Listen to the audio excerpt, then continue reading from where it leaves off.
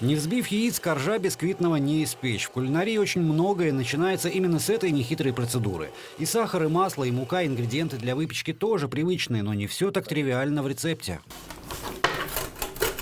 Хозяйкам на заметку: тертая морковь, если добавить ее в тесто, способна облагородить любую выпечку, и текстура изменится, и вид станет праздничным. Так что же мы готовим-то?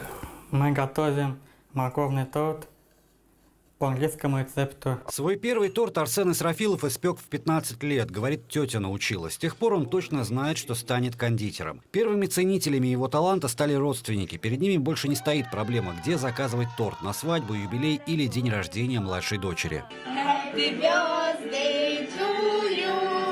В данном случае этаж предполагается один. Бисквитному тесту необходима духовка и 45 минут времени на готовку. Благодаря телевизионному монтажу это быстро.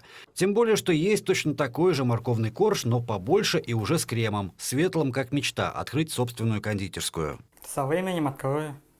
Все сразу не бывает. Использованная в оформлении роза съедобная, сделана из вафельной бумаги. Женщинам должно понравиться.